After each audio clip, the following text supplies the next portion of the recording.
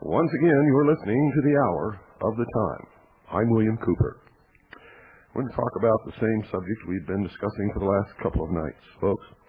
Now, I know I told you that, and you're going to have to forgive me, my voice is failing, but I think I can get through tonight without any problems.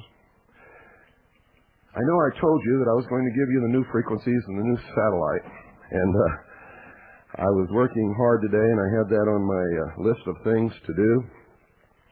And lo and behold, about 3:30, I looked up and realized that the people I had to call were on the East Coast, and it was already too late. But I did call, and just as I had figured, they had left. So I will, and I promise you this, I will do that tomorrow, and I will give you the new frequencies tomorrow night. But I do know the one, it's 7.315, and you'll be able to hear the Hour of the Time on the East Coast on 7.315, and on a satellite, I believe it's Galaxy 4, channel 15, and I don't know what the frequency is. But I will get that tomorrow, and we'll give it to you tomorrow night. So, don't go away. Got a lot of things to talk about tonight, and of course, we want to hear from you.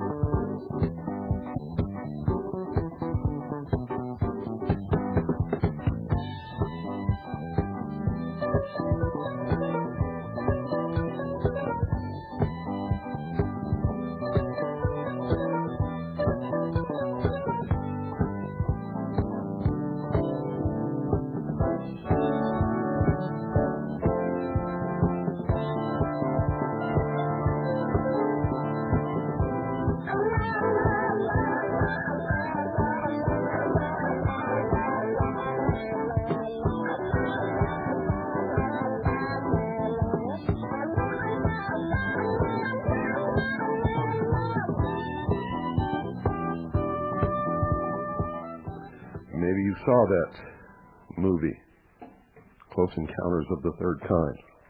For many people that I know, they said it was almost like a religious experience, like the aliens were God. Maybe that's what it was supposed to convey. Anyway, let's see who we got on the line here. Good evening, you're on the air. Well, they couldn't hold.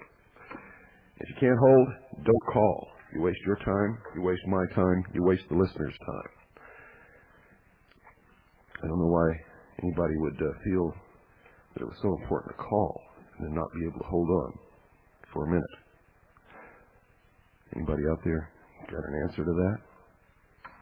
Good evening, you're on the air. Hi, I'm a new listener, and turn off your radio.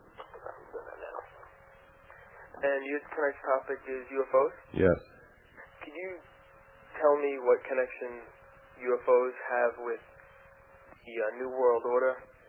What are how are they using that in various forms of propaganda? Number one, you need to put the phone right in front of your mouth and talk a lot louder and say that again so my listening audience can hear you. Sorry about that. Talk louder. Yes, my question... There you go. Okay, sorry about that, Bill.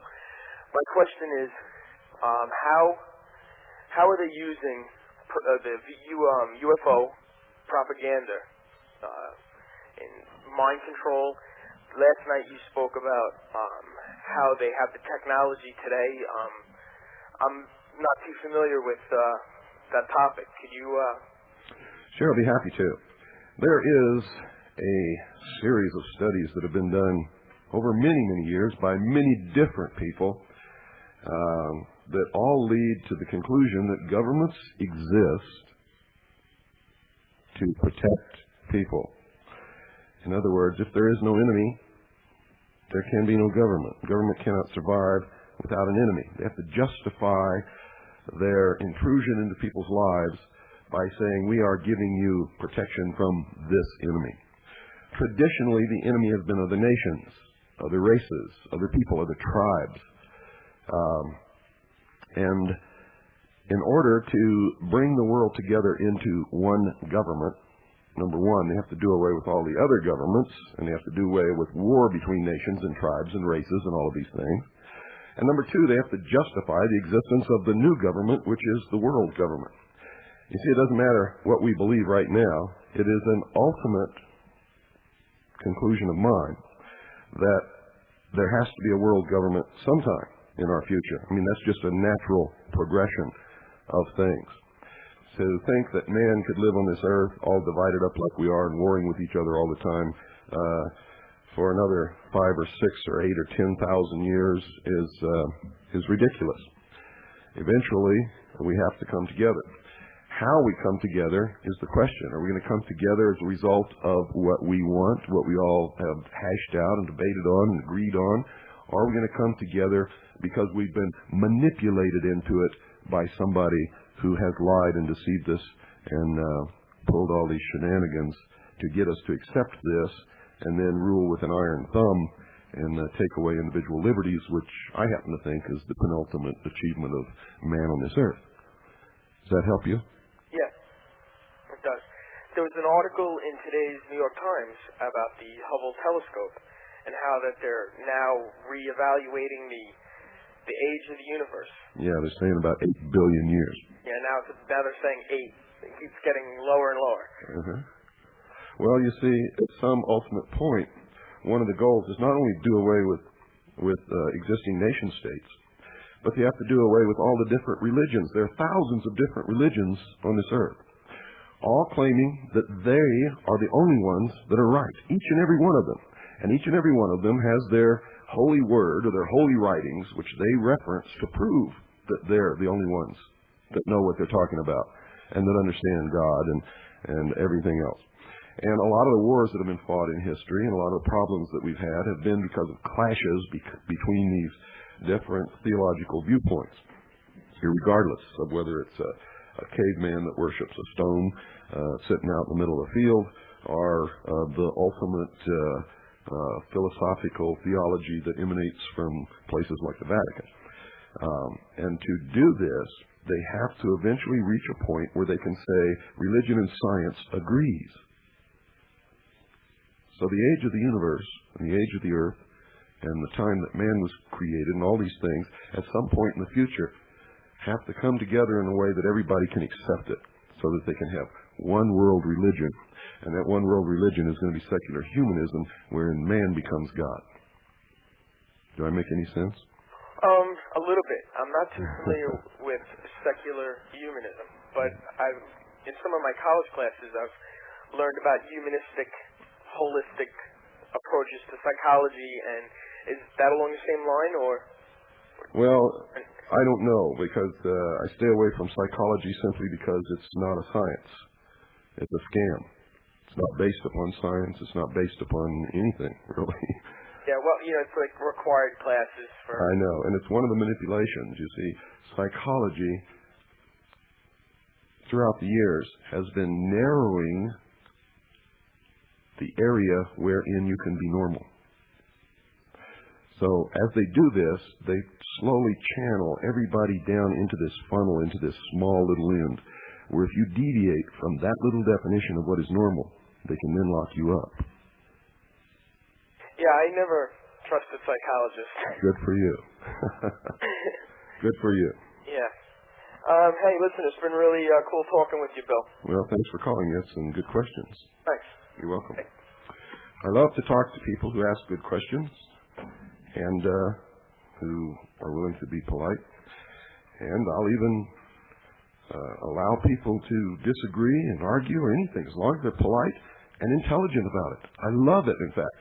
In fact, some of my friends disagree with me completely on some things.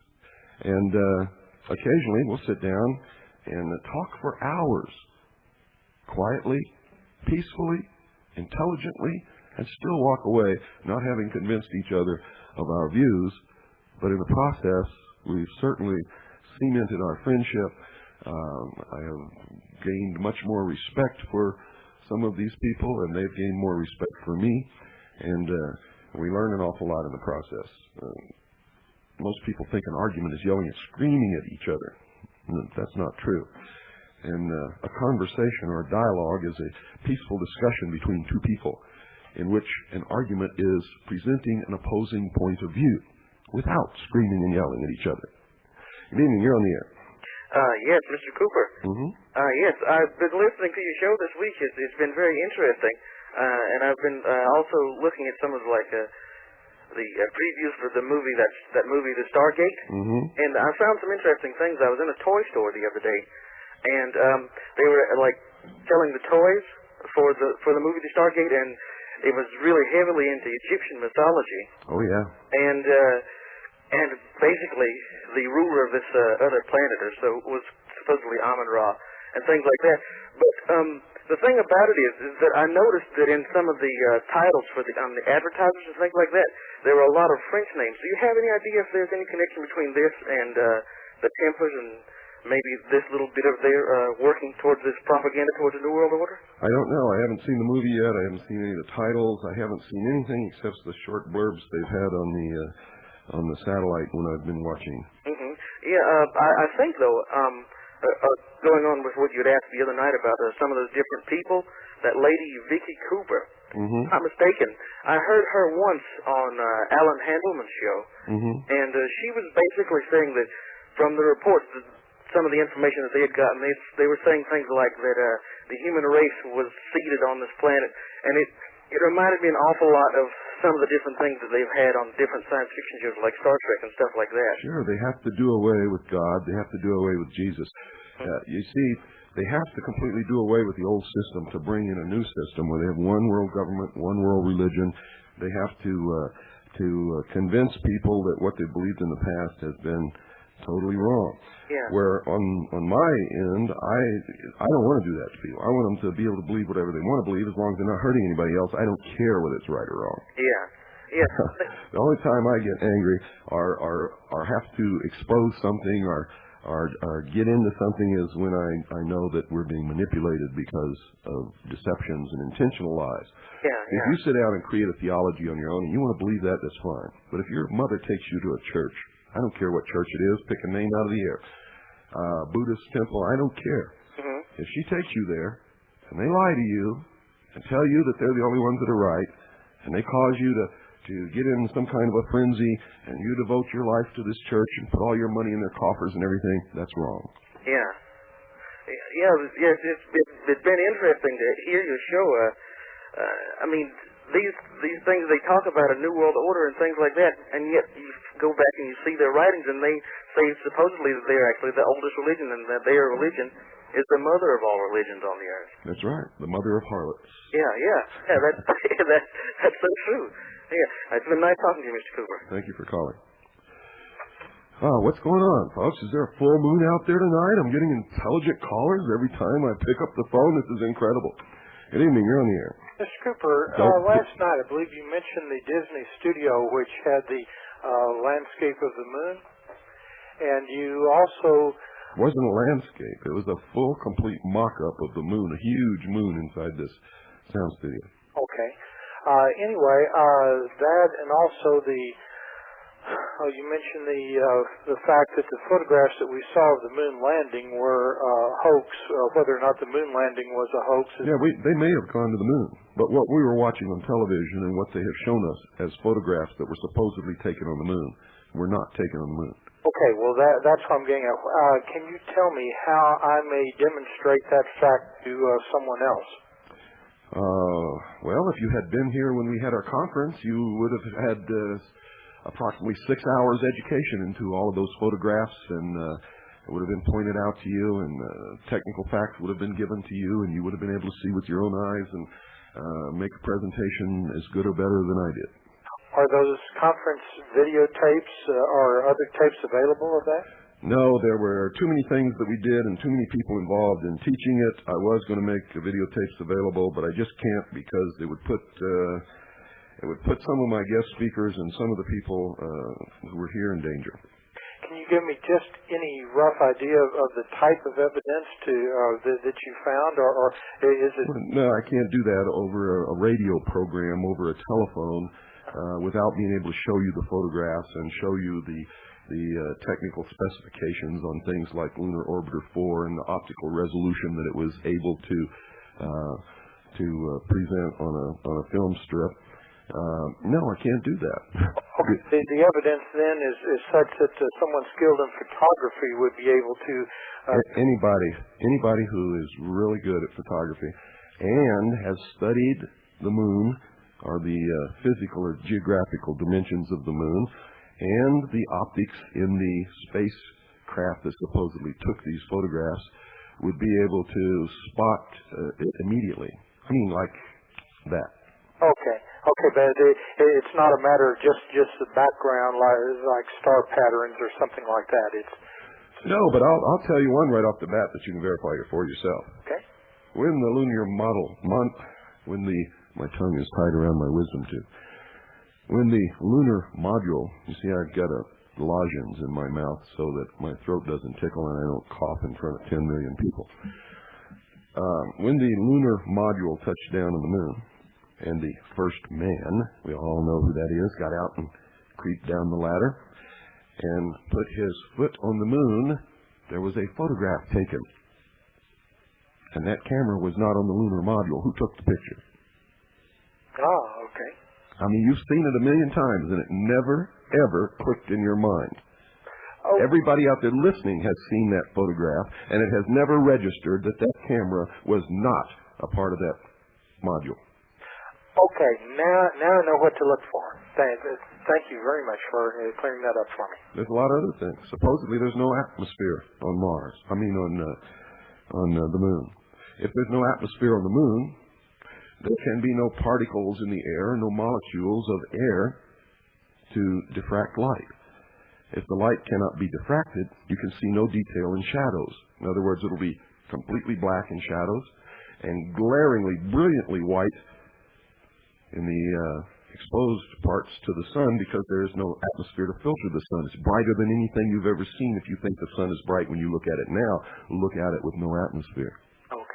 Okay? But yet in those photographs, you'll see that the resolution of the film is as if it was taken in a studio. You can see detail in the shadows, and you can see detail in the highlights, and there's no film on Earth that can do that in those conditions. Okay, the dynamic range of the film. Absolutely. See, I have a degree in photography. That helps. I'm aware of that, and okay. Well, thank you very much. I wondered what the nature of the evidence was and where to look for, and you've clarified that quite well. Thank you very much, sir. You're welcome. Good night. Good night.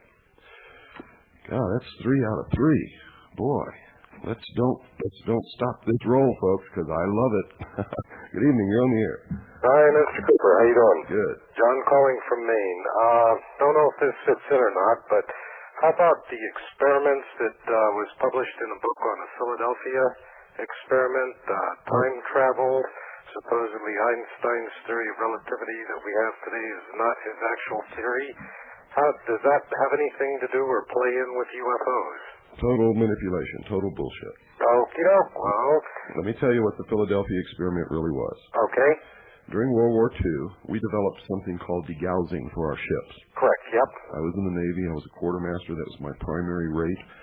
And when I was on board ship, I navigated and I operated the degaussing panel on the bridge, which theoretically, if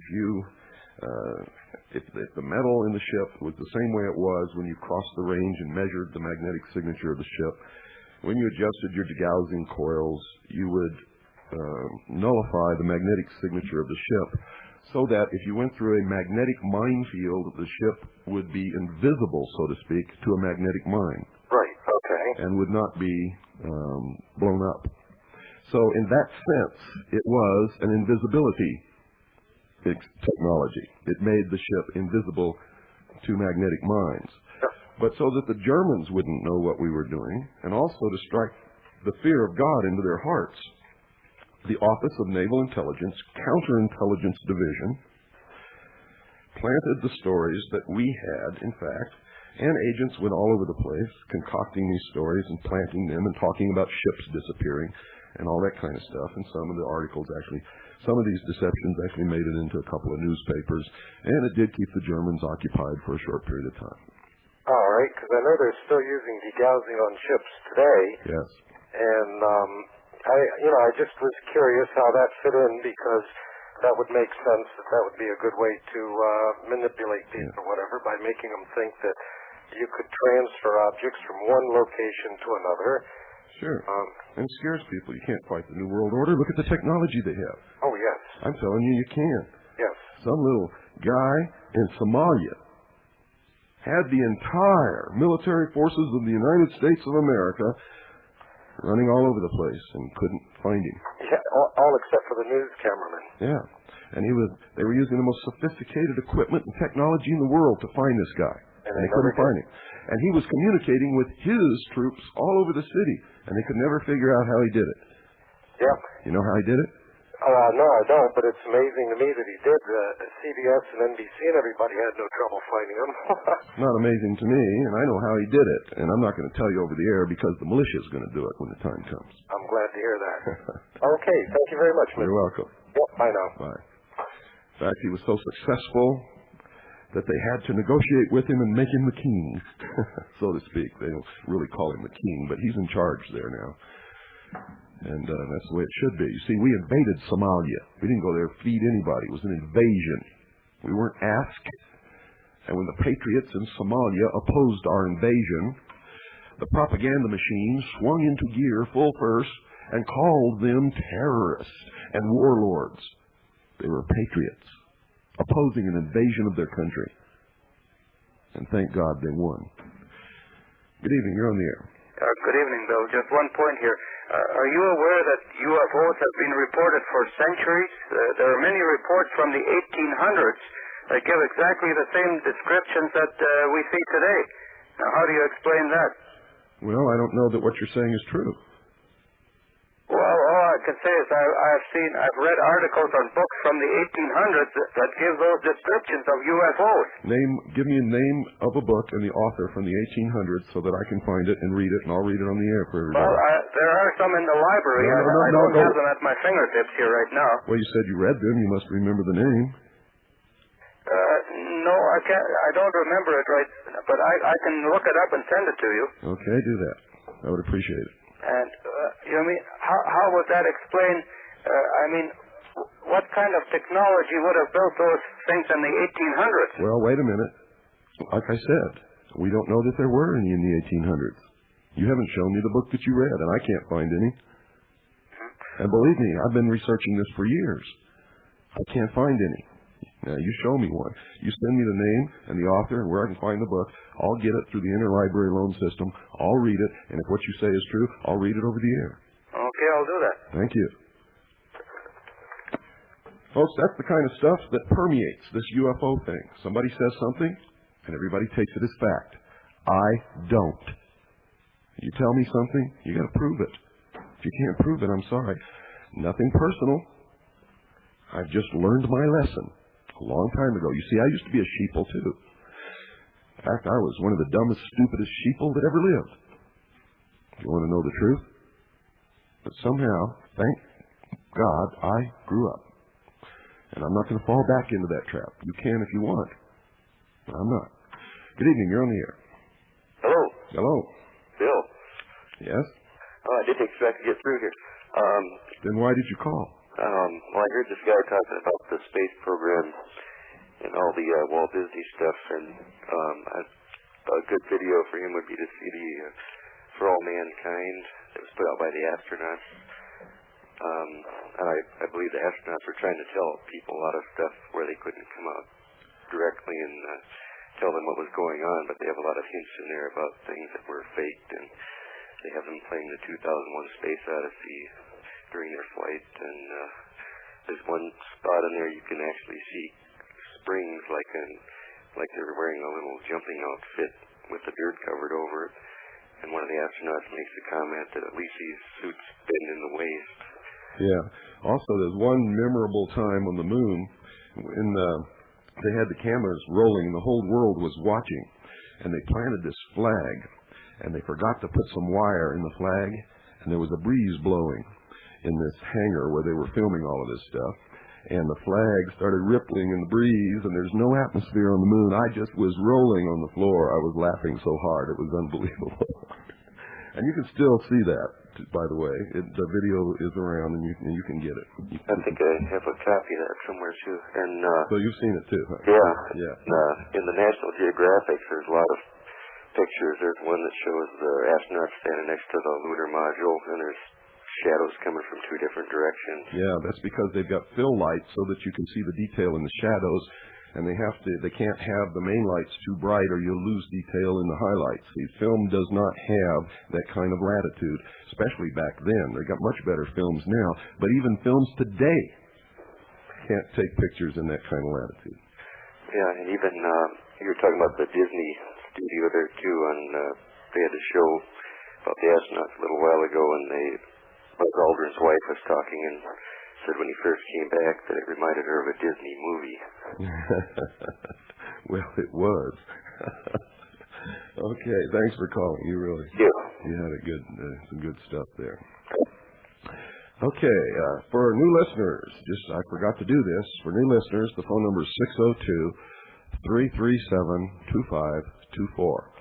Any other time, that's our fax number. So if you ever want to send a fax, that's our fax number. When we're on the air, it's the call-in line when we're taking call-ins. 602-337-2524. Good evening. You're on the air. Hello, Bill. Hello. A couple of days ago, I think it was Monday or Tuesday, they had Unsolved Mysteries with Robert Stack. Mm-hmm. And they were doing a big hoop-deroo about UFOs over Mexico. Mm-hmm. And they had about 6 or 7 different home videos of these things. Mm-hmm. And they looked surprisingly, well, not surprisingly, but they looked almost identical to the picture you had in your book. And I thought I'd just call and tell you that. They might be identical because what's in my book was a real craft owned by real people that used to reside in a hangar at Norton Air Force Base. Mm-hmm. Well, of course, they were fuzzy and they were blown up and all that kind of stuff. But they had the same basic shape and looked like an aircraft of some sort. It didn't have all the flashy lights and all that kind of stuff. But you could tell it was of that shape. Yeah. Well, that's it. Thank you. Okay.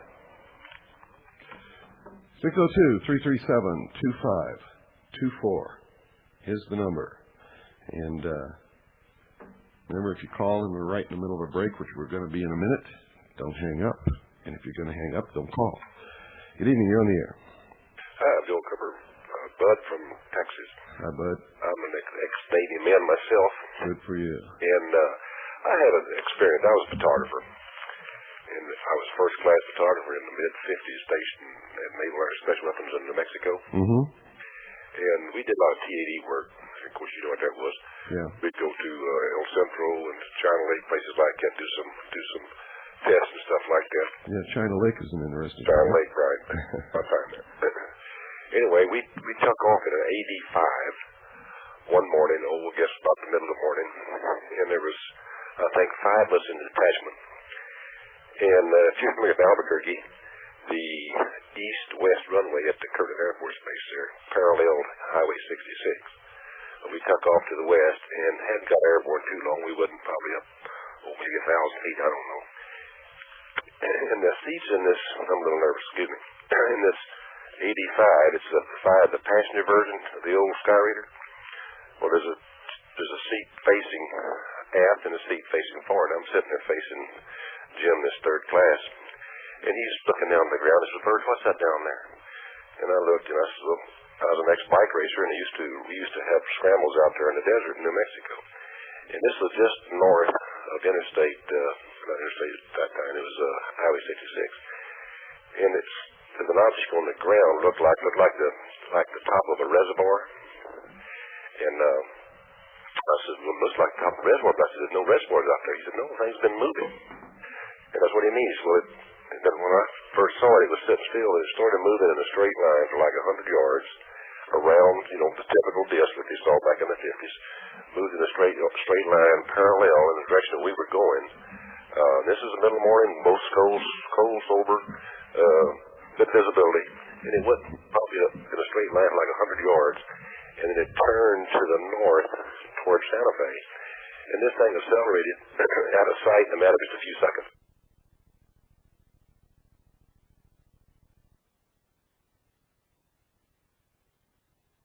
Of course, we heard him too. And so Jim and I said, "What'd you see?" And he told me what he saw, and I told him. We both agreed we saw the same thing.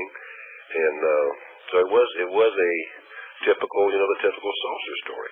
Yeah, but you see, you tend to, and many other people tend to imply some great mysterious thing to this, because you're not aware that this technology existed. The Germans developed those kind of craft before and during World War II. At least 4 different governments got pieces of their technology, and the scientists, we got a lot of them. They've been developing them in secret for many years. The first disc technology that I can determine that was developed in the Western Hemisphere was by Avro in Western Canada, where they built a whole city just like we did for the Manhattan Project. They did for Avro in the wilderness in Western Canada. And the first flying saucers that were ever sighted, to my knowledge, came out of Canada into the northwest United States and went right back into Canada. Well, this object was, I couldn't estimate the size. I would say it was, 30 to 50 foot. And it looked, looked round. Around the outer ring, how they'll put a little rim around a plate, somehow with a little gold rim. This looked like it had a little red rim around the edge. And as it got towards Santa Fe is, I think, about 60 miles from Albuquerque. Well, about halfway up there, we could see the sun reflecting on something on the top, like it might have been a canopy or something like that, kind of in the center of the object. But this thing disappeared, just diminished in size, in just a matter of a few seconds, it was gone. Mm-hmm. And I didn't think that we had the technology, something like that. And I don't believe in space aliens either. I think if anything, it's like you say, it's probably a hoax, and I believe it's probably Satan's perpetrating hoax myself, personally. But I just thought I'd bring that to your attention. Since you was an old lady, I heard you say you was first class, and I was first class for about 10 years myself before I made chief, and I retired in 72. And I just thought I'd relate that to you and see what you might say about it. Well, I can't say much about it because I didn't see it. Yeah. But it's interesting, though. We didn't tell anybody. We got back to the squadron. We wouldn't tell anybody because they thought we was a picture lid or something, But yeah, I know. We saw it very, very clearly in good weather, clear day. 9, 10 o'clock in the morning, good visibility and everything. So this is kind of an interesting situation. Well, listen, I enjoy listening to your program. I just would like to say one thing. I just disagree on one thing. I do believe the Bible from cover to cover, and I wish you knew my Lord and Savior Jesus Christ like I do, because I believe that as much as I believe I'm talking to Bill Cooper. Well, thank you for calling. Okay, Bill. Good night. Good night. And I might ask, how do you know that I don't? People make a lot of assumptions out there. See, on the show, I deal with facts. What I believe in my heart might be an entirely different thing. But I have a big audience out there, and I have an obligation to tell them the truth and talk about facts, things we can prove. And I would never, ever attempt to put my religion on anyone else. I believe it is morally, ethically wrong. You see, Jesus didn't do that. A lot of Christians say they know Jesus. They don't know Jesus at all. Jesus never did anything like that. He would stand by the side of the road, and he would talk about what he knew. If people stopped and listened, he would talk to them. If they got tired and walked on down the road, he didn't follow them and harangue them and tell them they were going to hell or anything else. He let them go. Don't tell me about knowing Jesus. That was a nasty little trick you pulled at the end there of your conversation. Don't do it again. You don't know Jesus. I know Jesus a lot better than you probably ever will, because he never would have done that. Good evening. You're on the air. Yes, sir. My name is Tim. I'm from Mechanic Falls, Maine, and been listening to you for quite 2 years. And I believe a lot of what you say, because I can feel the sincerity and honesty in your voice. Oh, please don't do that. Well, anyways, I'm going to send you a photo of something that's not human, that's walking on 2 feet, and there was 5 of us that were abducted. And you could send me the photo, but how are you going to prove to me that the photo wasn't made on the set of Star Trek? Because it was one of my friends that took the photo, and I eyeballed the alien, and the alien talked to us in English. What was interesting was what we saw, and the way it talked. It talked in our heads like we had a radio in our heads. There was no echo like a PA. And there was some other things that happened to us physically, which were confirmed by physicians. Wait a minute. What physicians? Hospital physicians in Lewiston, Maine, St. Mary's Hospital in Lewiston, Maine. And can you send me the medical record signed by the doctors? Well, I went to the hospital because there's a local... No. I asked you, can you send me the medical record signed by the doctors? They said that they do not exist. I kid you not. I was there at the hospital. What does not exist? The records that I even was there.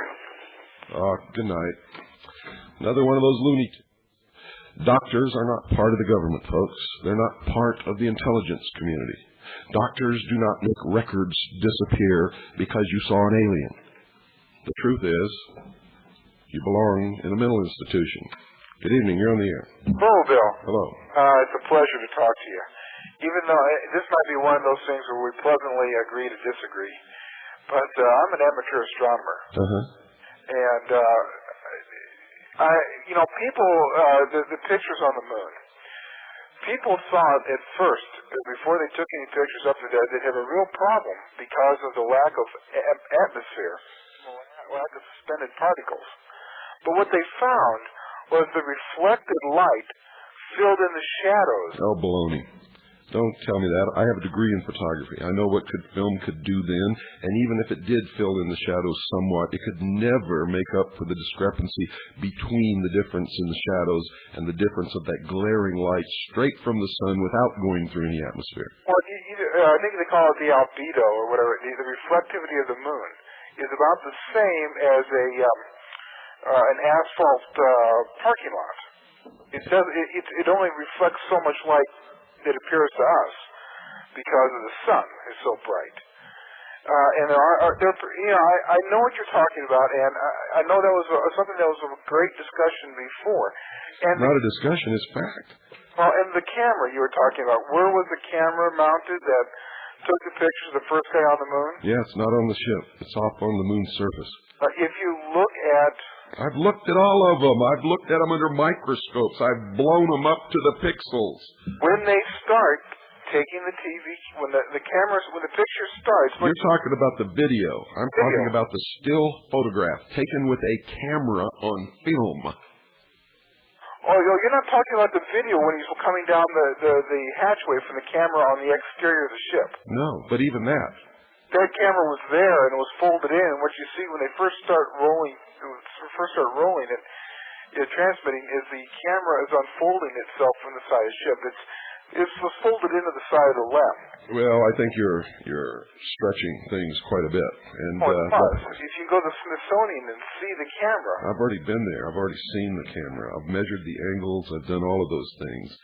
But specifically the photograph that I'm talking about that everybody has seen, and I said photograph, I did not say video, was taken with a camera on the lunar surface looking directly at the ladder.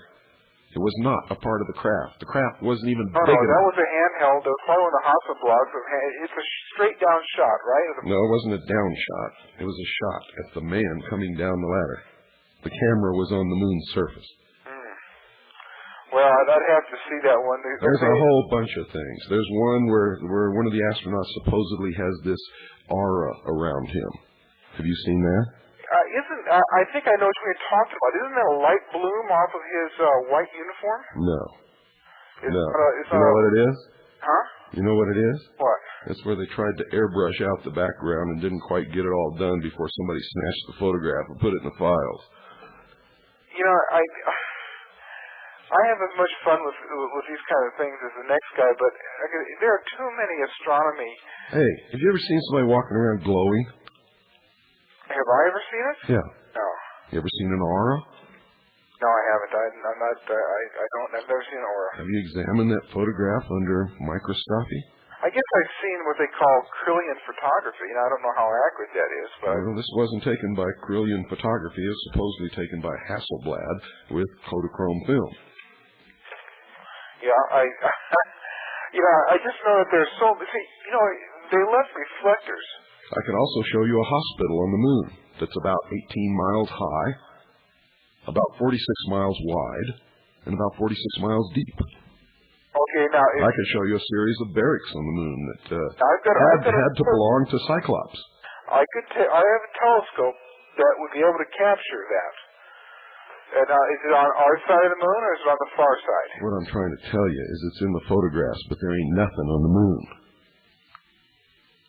Well, I mean, is it there or not there in here? It's not there.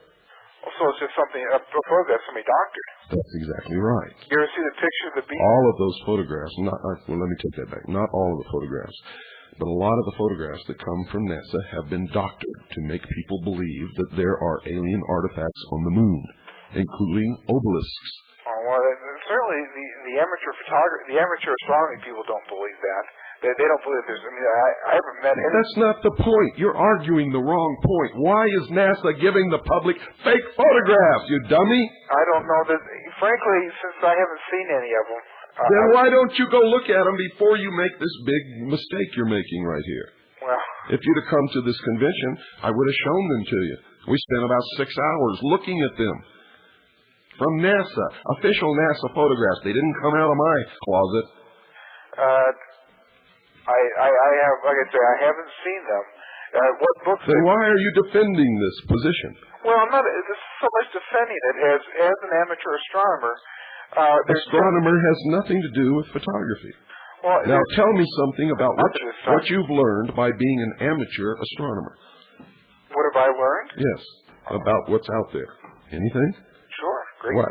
I've learned about the asteroids. We have asteroids out there, believe it or not, that actually have orbiting moons. Well, that's easy. Pretty big. That's easy to believe. It shows the effects of microgravity. I've done my studies on. Part of my studies has been on Mars.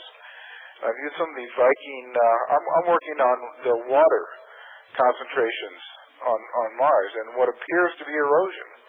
That's some of the stuff that I'm working on, and it used to be almost unbelievable years ago, and now people are beginning to accept it. That there was flowing water or a flowing liquid on the surface of Mars. If the photographs that you're looking at are really photographs of Mars. Well, if they're not, and they're really good, fakes, because what I'm looking at is not. Did you see Star Trek? Yeah, I've seen Star Trek. Boy, they had some good photographs of other worlds in there, didn't they? Tell us they're all fakes. I mean, I'm talking. How do you know they were fake? How do I know they're fakes? Yeah. Because they're none of our 9 planets, and we don't have that good of photographs of anything else. Ah, so you admit they were good photographs, right? Well, they're not photographs on Star Trek. They're computer-generated. But they were really good, weren't they? They're almost too good, sure. Yeah. I ask you again, how do you know those photographs came from Mars? Well, for one thing... Because NASA told you, right? No, for Earth's observations, you can see the dark and the light patches on Mars. Well, that doesn't mean those photographs came from Mars. They do when they come out of when they come out of my camera, they do. When they come off my telescope, I mean, I know No, I'm talking about the photographs that NASA puts out that says are of Mars, And what particularly I'm telling you is, one with a face in it. well, that I don't know that NASA is so much putting that out as, have you ever seen? Then who's doctoring the photographs? They come from NASA, don't they? You can get a face on the Earth that size. Sorry, bud, you're so lost in the sheeple factory you can't even see the nose on your face. Unbelievable. I hate to cut you off like that, but you're lost. You've got your head buried in the sand. You have an argument, but you won't listen to another argument, and your argument is based upon absolute ignorance. Grant you can get a telescope. I can get a telescope. I can get a big telescope if I have enough money, but I could never see in that telescope on Mars what NASA is telling us to believe is up there, and neither can you.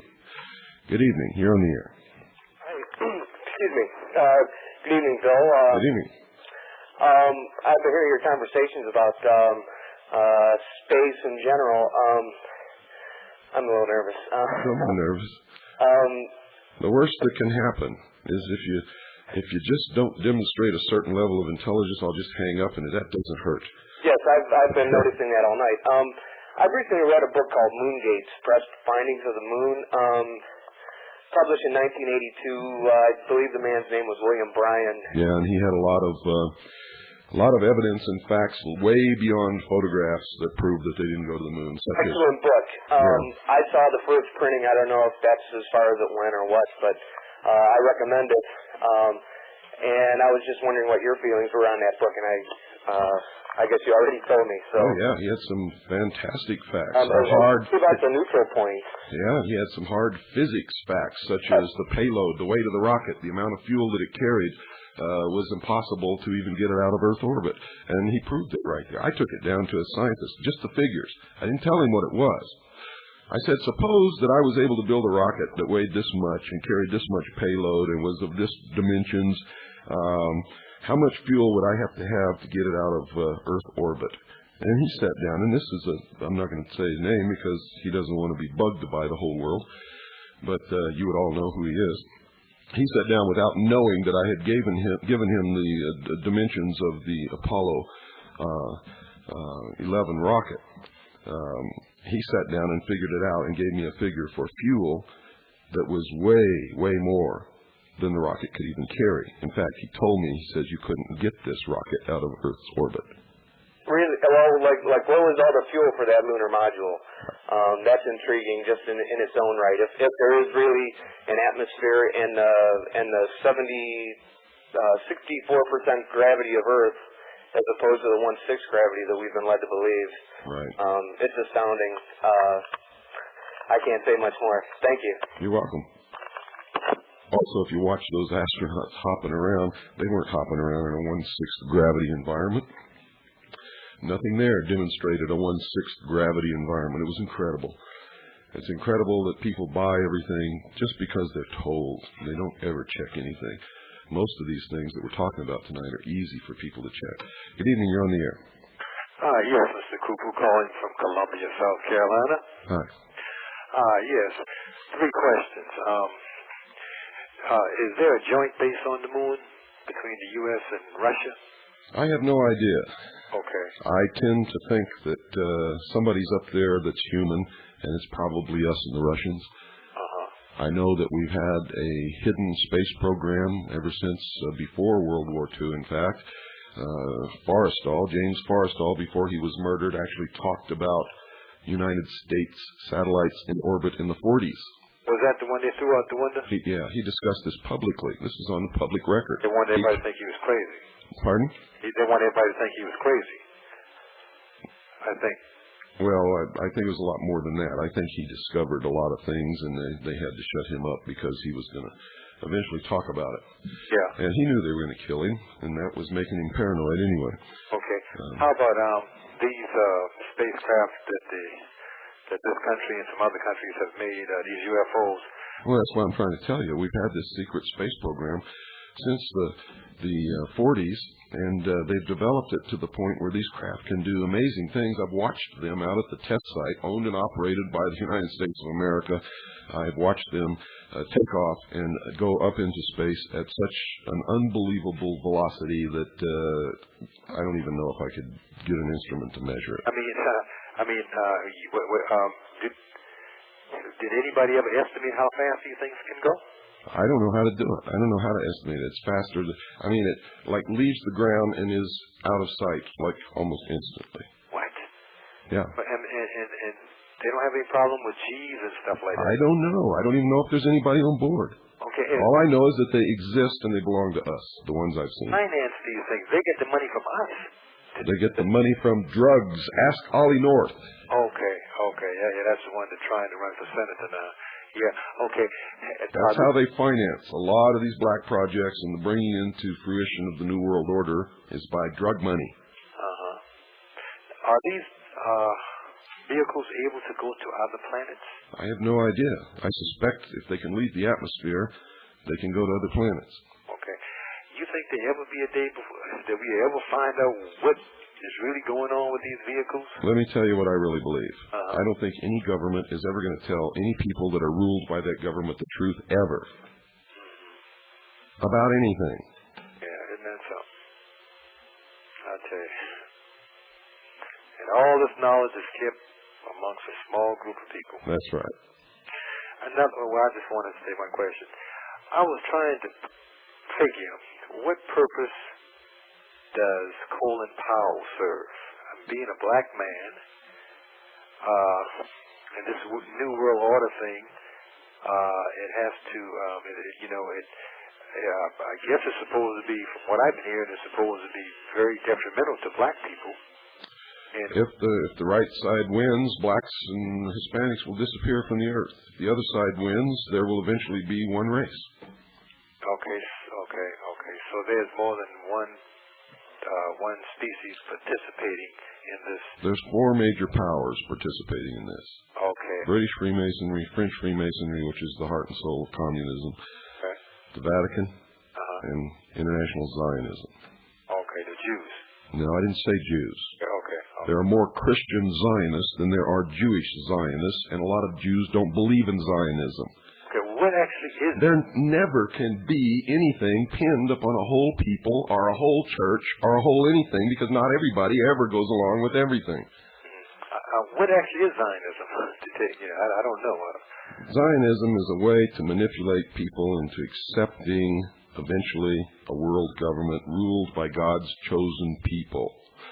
Okay. And they perpetrate this dream through the delusion or the manipulation, if you will, that it's for the preservation of the state of Israel, which is pure bunk. Okay. Now, this thing that's going on in the Middle East now, I know it's part of the... For instance, Jerry Falwell is a Zionist. Okay. So this thing going on in the Middle East now, are they trying to make peace with Jordan? Are they running over there to make peace with Syria? I know it's costing a lot of money. Yeah, but you're not watching the right players, you see. Who's really doing this is the Vatican in the background is bringing this all about. Do they have power over our government? Who? The Vatican. The Vatican has power anywhere there are Catholics, and especially where the Knights of Malta and the Knights of Columbus exist. Okay, Knights of Columbus, eh? And don't forget, the Pope's militia, that's called the Jesuits. I used to be a Catholic. I went to Catholic school all my life. And the Jesuits are the militia of the Pope. Yeah. If you watch very carefully who's igniting these little Marxist uprisings in third world countries... They call them the Black Popes, right? No, they call the head of the Jesuits the Black Pope. Oh, the head of the Jesuits. Okay. Yeah. I'm really enjoying this, I tell you, and I really appreciate the information. And I'm just trying to find my way through this fog. And this guy that you mentioned earlier in Africa, this black man that they declared was outlaw. I thought he was working with this government. Well, things change. They can change instantly depending upon who's willing to make a concession and do what somebody else wants. Oh, okay. And then all of a sudden, he's outlaw, and then... Yeah, they have no loyalties. Ask Admiral Poindexter. Yeah, I saw the movie Clear and Present Danger, and I think that kind of depicts, I guess, what really goes on as far as governments and people. Have you seen that movie, Clear and Present Danger? No. That's a very good movie. It show you how they set you up. You know, you're working for them. All of a sudden, somebody else. That's right. I don't know why everybody's running around being so loyal to all these people, because they'll screw them in a second anytime it becomes expedient for them to do so. Ask Ollie North. Ask John F. Kennedy. He really had me. Now, John Kennedy, he was a player also, right? And I was trying to wonder, why would they want to kill him? I guess because he wanted to bring the boys home from Vietnam and all that money that was spent on these helicopters. Yeah, don't believe all that stuff. Huh? Don't believe all that stuff. He was a New World Order player, too. Yeah, well, why would they want to kill him? I mean, what was... I don't know. Ask Marilyn Monroe. I tell you. I mean, it's just unbelievable. I mean, I'm enjoying this, and I mean... You know, there was a time when I thought it was all unbelievable, too, but now I know that there is nothing beyond the realm of possibility or belief, and I know that whatever my worst nightmare is today, in 3 weeks, it's going to come true. And that's something. Yeah. And, you know, all these movies that I see in the movies, I know that they have a particular a meaning to it. And I follow. It's the greatest propaganda machine that's ever existed upon the face of this earth. Television and movies working together have ensured that the sheeple will never have a brain. Okay. One last thing. I noticed that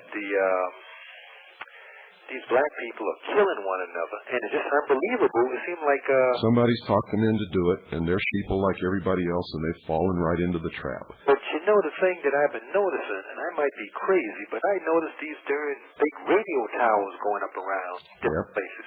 It's like a three-prong. They're going up all over the country, and some date in the future they will flick a switch. Go ahead. And ELF waves will go out amongst the population and strike everybody absolutely dumbstruck. God dang. And they tell you about it for cellular phones. But I know. Well, they say it's for cellular phones. They also are erecting some towers that they're claiming that they're for communicating with submarines in the oceans. But the towers in like Kansas, you know. But I noticed that they're near the highways. I've been through Georgia. I've been through South Carolina. I've been through... Now, some of these towers, I got to tell you, are really for cellular phones. Yeah, but I'm saying they have other applications also. They do, and some of them we've already identified and confirmed have ELF radiating equipment on them. Frequency, right? Yeah, it's extra low frequency, and it can be used to control the mood of a population. So they can control people... No, only the mood. They can inflict moods with ELF. Oh, moods, okay. So in other words, on voting day, they can make everybody feel so depressed they don't go vote. Okay, so they can't make you just go out there and kill somebody, like kill. Not with ELF, no. Okay. They can make you depressed to the point where if you were already depressed to start with, you might kill yourself. Oh, okay. I've been having my own ideas, and You know what? We've been talking. It's been so interesting. Time's up. I got to let you go. Hey, I'm sorry, but hey, I enjoyed it, and It's okay. Time's up. I got to let you go. Good night. Bye-bye. Good night, everybody, and God bless you all.